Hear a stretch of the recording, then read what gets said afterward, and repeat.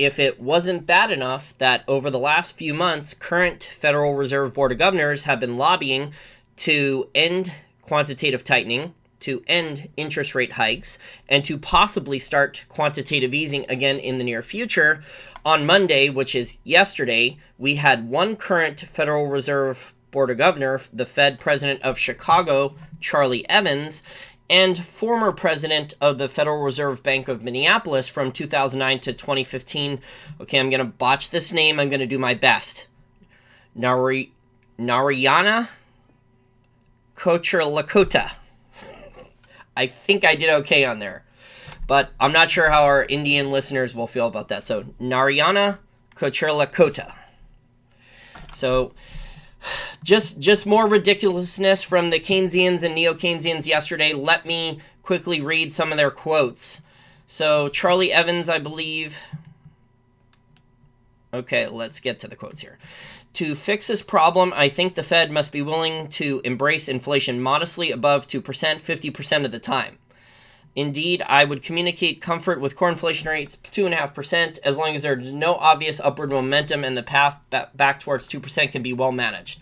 Yeah, so it's very, very similar to what Jim Rickards said, how they think that they can just dial a thermostat, and that's not really how the economy works, because once inflationary expectations increases, once velocity of money increases at some point, it could just get out of hand. And the Fed is always behind the curve. The Fed always makes mistakes. And as I have said in the past, the Fed, even though they make tons and tons of mistakes, the main reason that they get away with the mistakes is they can just paper over them. They're like the most irresponsible person. I forgot to mention this analogy. They're like the most irresponsible person in your family, whether it's your kid or your brother or even your husband or wife, that you tell to go walk the dog, and instead they let the dog, go to the bathroom in your house, poop in the house, and then they don't pick it up. They try to just hide the mess and sweep it under the rug.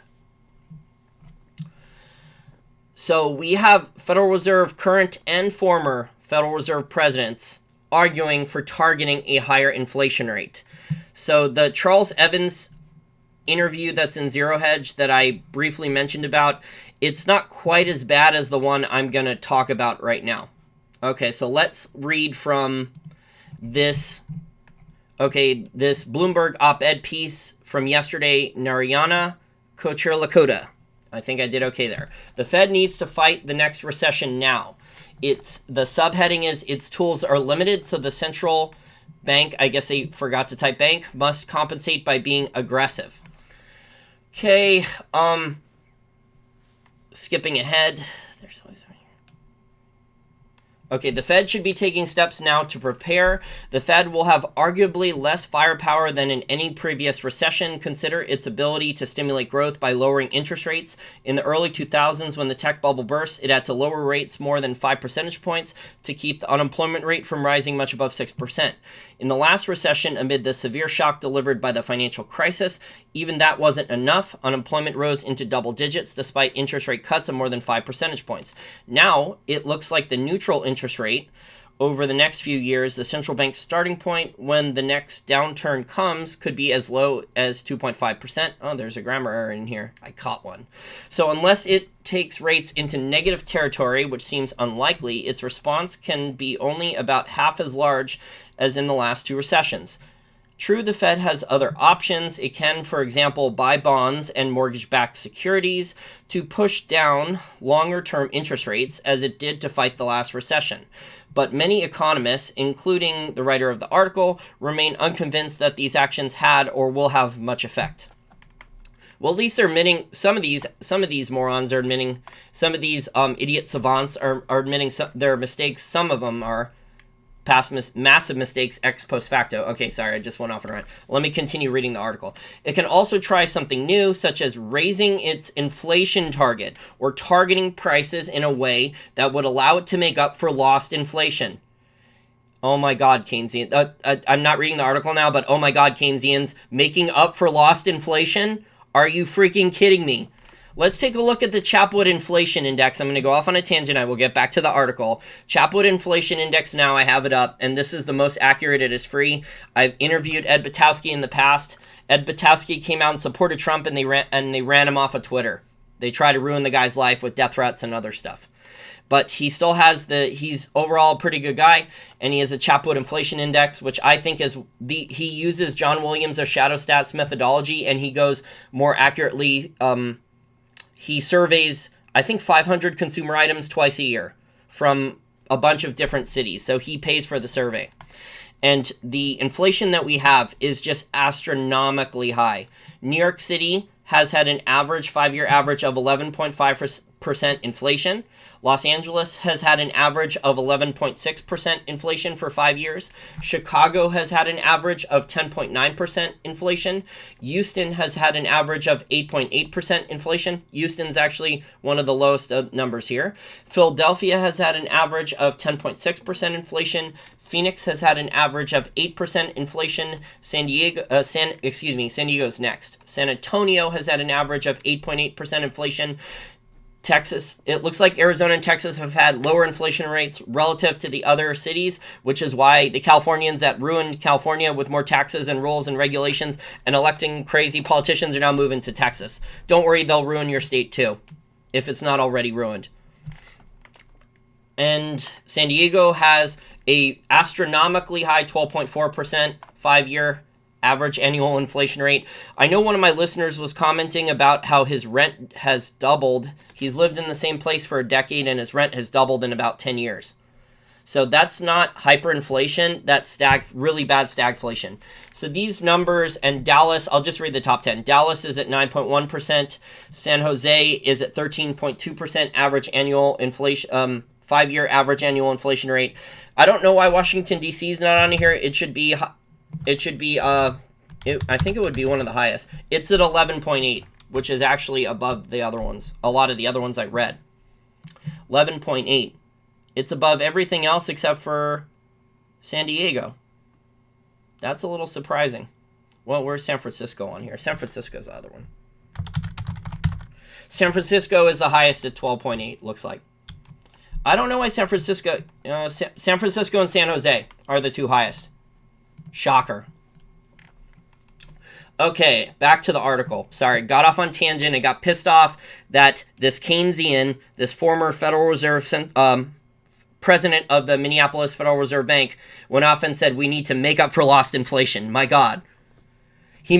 It must be nice when you have 3 or 4 pensions, right? And you're making 6 or 7 figures and you're getting this Bloomberg Op-Ed and they're maybe paying you a little extra money and you have all these other side gigs, right? Then you don't have to worry about the real inflation in real life. Meanwhile, most of us here who are just busting our ass just to make ends meet are getting killed with stagflation here, while these Keynesians say we have to make up for lost inflation. Okay, back to the article. In theory, this is supposed to increase people's inflation expectations during recessions, which in turn, parenthesis, again, in theory, should induce them to spend more. But there's little evidence to suggest that it would work in practice. Well, actually, there's hyperinflations. So if they screw the pooch too much, because they think that they can manage the inflation, so if they really screw things up, the inflationary expectations, the velocity of money, these things could just accelerate. So there's not even understanding here of financial history. Sorry. Okay. Back to the article. What then can the Fed do? In my view, this is not Jason Burek's view, this is the guy writing the article.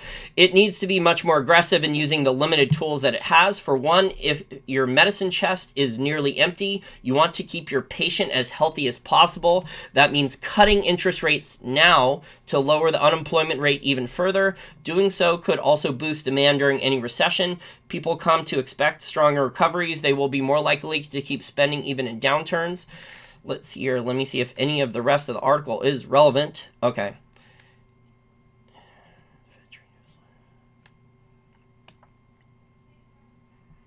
Okay. Instead, the Fed should publicly commit now to maintain maximum stimulus after recession until the unemployment rate falls below 3%, as long as the year-over-year core inflation remains below 2.5.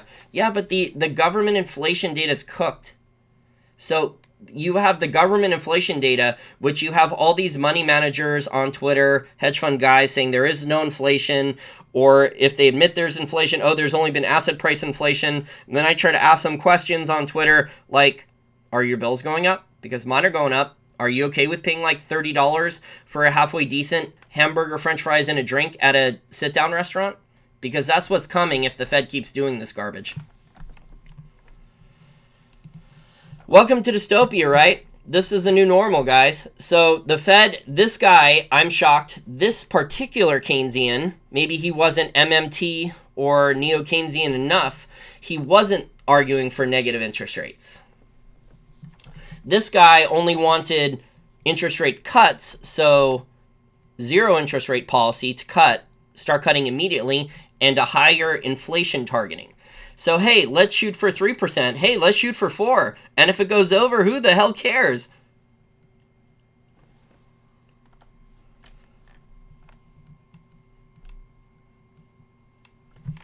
No, I don't need to deal with MMT people anymore.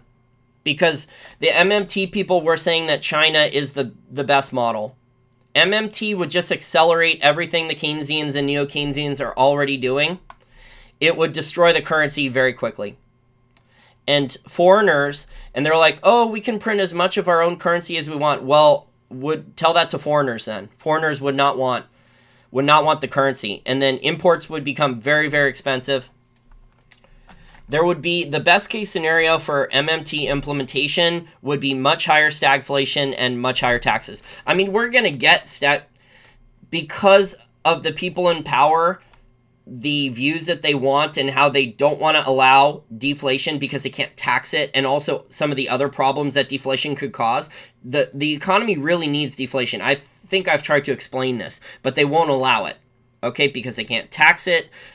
There's too much over leverage, and they want to protect the banks, etc. They don't want the asset prices falling because they need the capital gains taxes, etc. But we are looking at, in a best case scenario, stagflation and taxes. If the Keynesians running things now, the central bankers running things now, screw things up even worse, it could be a lot worse than just stagflation and tax increases. But even if everything crashes, guys, even if asset prices crash temporarily, maybe for 6 months or 12 months or 18 months, do you really think that any of your politicians, either at the federal, state, or local level, are actually going to cut taxes? You know, maybe they'll cut taxes to the corporations. I was listening to Bernie Sanders only for a couple minutes because I couldn't stand him.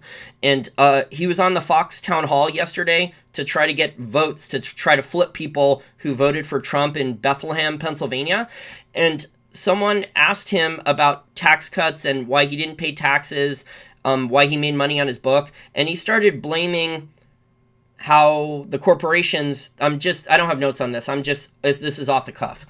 And he started blaming that President Trump for why corporations don't pay taxes. Well, this is not a President Trump thing, okay? You can blame President Trump for other things, but you cannot blame him for this. This has been going on for decades. This is both main political parties that have bent over backwards to large multinational and American corporations and special interest groups and foreign governments, and they have screwed over the American people. So if you believe what Bernie Sanders said, that it's President Trump's fault that the corporations are not paying taxes, you are part of the problem. You are brainwashed as fuck. Sorry, I have to curse there. I have to emphasize that. You are like really hardcore brainwashed, because there is tons of evidence for decades that both political parties, both houses of Congress, the political parties running them in both houses of Congress, the presidents from both major political parties have bent over backwards for corporations for decades. And to blame a systemic, decade-long problem on Trump is just ridiculous. But he's a good politician, Bernie Sanders is, because he knows that it's going to help him flip some votes. And that's why he went on Fox News, even though I'm sure some people told him not to. But if you check the audience, he was able to flood a lot of the people in the audience with his own supporters, so it negated some of that. Yeah, Bernie's a millionaire. He's an enormous hypocrite. Yeah, I don't really trust anything Steve Keen says, so I don't really care at this point. The MMT people, I was friends with a bunch of MMT people when I was a stockbroker and starting to wake up and trying to find out what was really happening in 2008 and 2009, the aftermath. And I looked at a lot of different things, and I had long conversations with MMT people. And by the way, most of the MMT people I was friends with were very hardcore socialists. Like, we're talking, they didn't want anyone making a profit on anything. And they were telling me, they were 100% adamant that China was going to be the MMT success story. They were telling me, look how good China's stimulus is going. Look how good China's infrastructure. China is allocating the capital well. They are central planning well. They're doing great economic central planning. 10 years later, China has over a $40 trillion credit bubble now. And the stories that have come out about corruption pervasive throughout all levels of society, and yes, there's corruption in the European Union, corruption in the United States, but what China has done in terms of the credit bubble in only 10 years, it's never been seen before in world history. It's never gone from where China had almost no debt or very, very little debt to $40 trillion plus credit bubble in only 10 years. So as bad as things are in the U.S., China's credit growth, their credit Ponzi scheme has grown at an unprecedented rate. Well, actually, Watchmen, what we need is to get government out. We need deflation. We need prices to fall. Okay? If prices are falling, if it is only like $500 to go to college for a semester or $1,000, you could do it on a part-time job or two. Okay? That's what people used to do. When college used to be affordable, you used to have one or two part-time jobs, and then you could go to college, and you could pay for it, and you could graduate college relatively almost debt-free. And instead now, you have these brainwashed socialists and Bernie Sanders supporters, a lot of whom are women, because I believe the number I've seen is over 2/3, up to 75% of all student loan debt in the United States is from women, that they are going to vote socialism. Or they will do even worse to... there's Market Watch articles about this that are coming out like crazy in the personal finance section, where I feel bad for these guys, where a guy has like a good job and he marries a woman that he thinks is halfway decent, and then he gets married, finds out the woman has $100,000 or $200,000 or more in student loan debt, and he says, you know what, I love you, I'm going to pay back your student loan debt. He pays back the student loan debt, and then as soon as the student loan debt's paid back in X number of years, maybe they have a kid together, the woman, it's opportunistic love, it's not real love, and the woman immediately divorces the guy. And not only is her student debt paid off, she gets 50 to 60%, at least 50%, depending upon which state she's in, of his assets. And so she's back on the market, debt-free, maybe with one kid or no kid, and she has no debt, and she's happy. And you know what? There's countless reasons why the United States is... So even if the Federal Reserve papers over everything, there's QE programs, even if the Fed keeps the asset prices high and keeps things together, number one, your taxes are getting either new taxes layered on or taxes are increasing across the board. But number two, and this is the most important thing and what worries me the most, the next 10, 15, 20 years, I just see countless evidence of the United States from the inside out, culturally, morally, just collapsing. Total, complete moral bankruptcy. Just the stories and evidence I see and hear from friends, from stories, from journalists, people covering this, and it's just pervasive. There is an explosion now here in the DC metro area of girls who are in college, I guess, or maybe they never went to college, from 18 to 23 years old, who are putting on their dating profile. First of all, they have, like, because I guess the Kardashians and Instagram and stuff, they have almost naked pictures on their dating profiles. And then if they have some of them, if they have one sentence, it's that they want to be a sugar baby or looking for a sugar daddy or sugar baby, and then like message me for prices.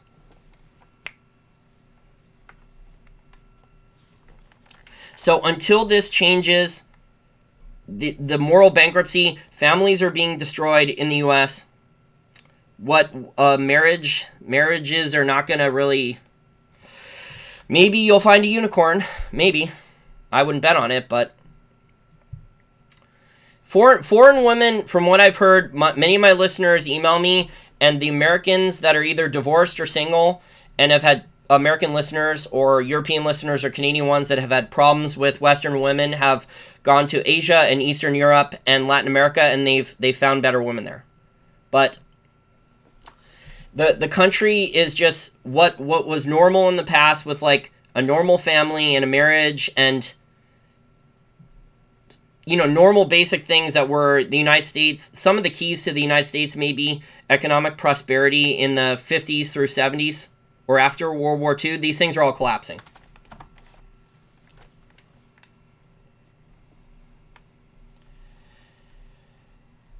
Hello, Kirsten. This is everything that the Soviets had planned. The Soviet Union had planned to infiltrate and totally collapse the U.S. The Soviets thought that they would do this sooner. The Soviets were hoping with by dividing and conquering strategy the U.S. and destroying and having like wars, gender wars, race wars, culture wars, and age wars, you know, people infighting. They were hoping that this would happen while the Soviet Union was still around, and that's how the U.S. would collapse. So the Soviets were just off on their timing, but these seeds were planted a very long time ago. So the Federal Reserve can print as much as they want. They can stagflate and lie. They can maybe export some of the inflation still, or move it over, direct the blast, the monetary and credit blast into the asset markets, and keep hyperinflation from occurring in the real economy for a while. But there's just increasing amounts of evidence that boots on the ground in the real world, the real economy in the United States, that people are becoming, they don't care, they're apathetic, and they are becoming more and more morally bankrupt. And now you're seeing the stories are just overwhelming. You're seeing these stories of people that have ruined states like California, Illinois, Michigan, New York, New Jersey, with taxes and rules and regulations there, that their economies are struggling really, really bad. There's so many problems. There's enormous homeless towns in Seattle, San Francisco, LA, San Diego. I believe there's a large homeless population too in Orange County in the Anaheim area, which is around where I'm from. And, you know, they can't afford to, they can't pay for, you even Cher, who's like a hardcore Democrat, she put out a tweet, the singer Cher, that why is California allowing all these illegal immigrants in and sanctuary cities when California cannot even take care of the veterans? And California is a disaster. I believe the population in California now is almost 40 million. If I read that correctly, I think it was 10 million about 15, 20 years ago, and now it's 40 million. So all these things are culminating. So even if the Federal Reserve decides to print and print and print and higher inflation targets, the people on Main Street are just getting torn apart, I think is the right way to think about it, because there's inflation, there's taxes. Even if the government says there's no inflation, there's really inflation. Even if everything crashes, asset prices, I mean, are politicians not going to raise taxes? If you can find me some American politicians that are actually cutting taxes and are doing it across the board, tell me and I will think about moving there. Tell me and I will think about moving there. Although if it's somewhere really cold, I may only want to live there for like certain part of the year.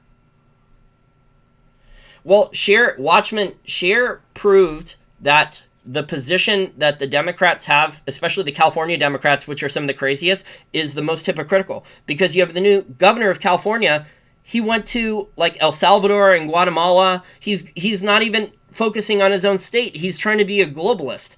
He's like, he flew to these other countries and he flew there to say, how can we help you with your poverty? Meanwhile, he's totally mismanaging California. I think what he realizes is that California is such a disaster, there's not much he can do at this point. Well, Kirsten, we have fascism. We have fascism and socialism, a mix of fascism and socialism. The corporations don't have real capitalism. The corporations have government protection and government contracts.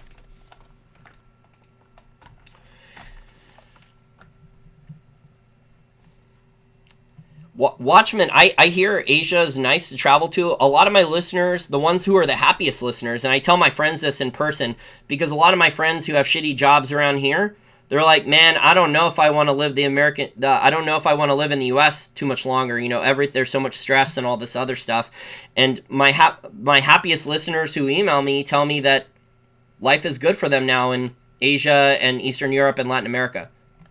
So I don't know if I would advocate moving there permanently, but maybe travel there and see if you like it. DSV Duong says the USSR merged with the Western world, China next. Well, yeah, there's been a lot of socialist ideals implemented in the US for over 100 years with Fabian socialism and Antonio Gramsci. There's a long list of key socialist leaders. Once you have government schools and they infiltrated mainstream media, it was only a matter of time before a large percentage of the population was totally brainwashed. And now they want to lower the voting age to 16. 16-year-olds don't really follow anything. I mean, they do what a lot of them do what they're told, especially with voting. I mean, when I was 16, they only cared about like girls and sports and maybe partying or working out and playing baseball. That's what I cared about. Girls, school, baseball, that's all. Watching sports, that's like the only thing I cared about. Playing baseball, training. So if you're gonna let a 16-year-old vote, I mean, they're not gonna spend any time probably doing research. They're gonna say, "Oh, what's your favorite celebrity? Who does their celebrity tell you to vote for?" Or your parents, if your parents are brainwashed. So I think the libertarians, a lot of the libertarians are brainwashed too. I see libertarian women.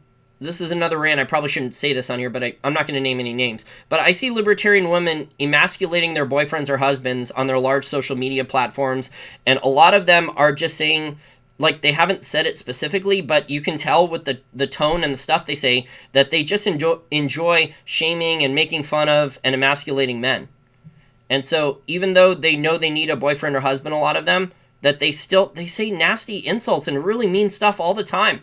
Like, they don't need to go out of their way and comment about, like, if all men didn't do this, well, then maybe they wouldn't be as bad or something. Like, it's just ridiculous. Like, this is how bad the brainwashing is.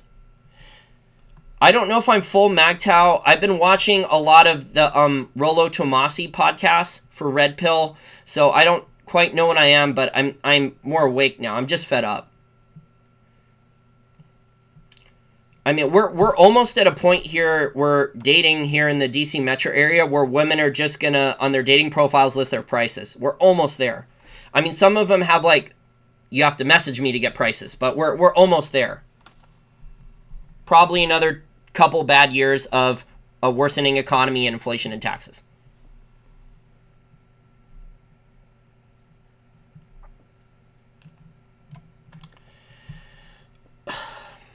Okay, well, I ranted probably too much.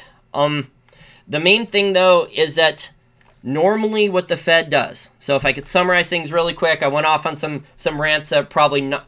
They are related to people who are involved in the economy, but they're not related to the normal topics I cover. But if I could summarize the things about what these the Fed speech and the Fed articles is that normally the Fed likes to telegraph its moves. So over the last couple months, you have had the Federal Reserve Board of Governors, people that are still on the Fed, commenting that they want to end quantitative tightening in September. They want to stop all the rate hikes. They want to, they haven't given an exact date for when they're going to start QE, but I would imagine it's going to be probably in a year or two, probably less depending upon how bad things go. And on top of this now, you now have the Fed advocating for a raise of the inflation targeting, which is even more of a fustercluck. Welcome to dystopia, right, guys? Okay, well, I'm not really sure if I want to take a look at the comment section. I want to go relax and go lift some weights, de-stress a little bit for a couple minutes. I will stop my red pill and my MGTOW rants for the rest of tonight, and I hope everyone has a great rest of your week. I'm going to work on getting some more interviews for the rest of the week. Okay, bye.